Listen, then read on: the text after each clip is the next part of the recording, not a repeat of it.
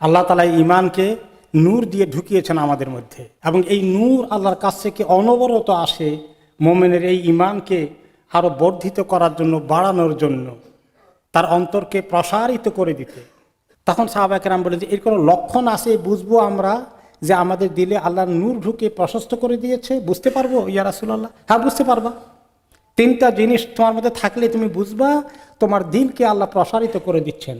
একটা হলো যে দুনিয়া যেটা আমাদেরকে ধোঁকাবাজ, বড় ধোঁকাবাজ, এই দিকে তার বেশি মন নাই, আগ্রহ এত বেশি না, দুনিয়াদার খুব বেশি হবে না, সে দুনিয়ার লোভে শুধু চলতে থাকবে না অন্ধের মতো, এক নম্বর। দুই নম্বর হচ্ছে সে সব সময় চিন্তা করবে যে আমার আখিরাতে যে জান্নাত আল্লাহ তৈরি করে রেখেছেন এত নিয়ামত দিয়ে, কিভাবে যেতে পারে, এইটা তার মাথায় বেশি কাজ করবে।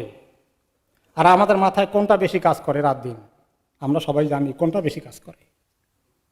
মুমিনের মাথায় শুধু জান্নাতের চিন্তা বেশি কাজ করবে। নূরওয়ালার মানুষের এই হলো পরিচয়। আর যার নূর কম, তার অবস্থা হলো জান্নাতটা আসে মাঝে মধ্যে এত কম, দুনিয়াটাই শুধু পাশে পাশে ঘুরঘুর ঘুরঘুর করে। আর তিন নম্বর হচ্ছে যে সেই জান্নাতের কথা মনে করে সে শুধু তার আমল বাড়াতে থাকবে, গুনাহ থেকে সরে আসবে, নেক আমল বাড়তে থাকবে। এই তিনটা লক্ষণ হলো তার অন্তরে আল্লাহ নূর দিয়েছেন, অন্তরকে প্রসারিত করে দিয়েছেন। মুমিন যখন কোনো গুনাহ করে তার অন্তরের মধ্যে কালো দাগ পড়ে যায়, কালো একটা ডট পড়ে যায়।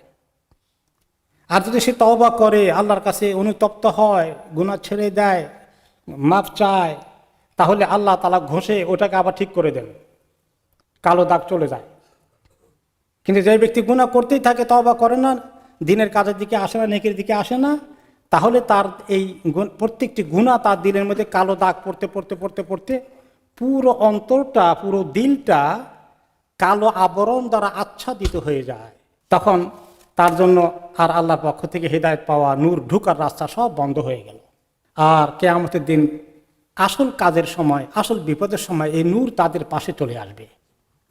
নূর তাদের ডান পাশে থাকবে, এবং নূর এই ডান পাশে দিয়ে লাইট সামনের দিকে দেবে, এবং তারা অন্ধকার সিরাত, যেটাকে পুল সিরাত বলি আমরা, এই সিরাত জাহান্নামের উপরে দিয়ে পাড়ি দিয়ে জান্নাতে যেতে হবে, কোনো লাইট থাকবে না, প্রত্যেক ব্যক্তির আমল হবে তার লাইট, তার বাতি, তার নূর বড় হয়ে তার সামনে এসে তাকে লাইট দেখাবে, ডান দিক থেকে সামনের দিকে ফোকাস করবে, আর সেই লাইট দেখে দেখে সে এই রাস্তা পাড়ি দিয়ে জান্নাতে চলে যাবে।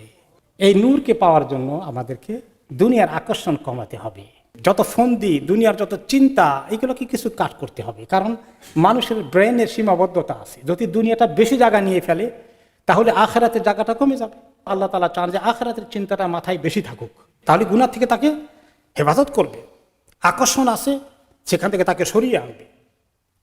আর তিন নম্বর, ওই জান্নাতে পাওয়ার নেশা তাকে এমন ডেসপারেট করবে যে সে ওইটাকে কিছুতেই কম্প্রোমাইজ করবে না, সেটা পাওয়ার জন্য যা করণীয় তা করতে থাকবে।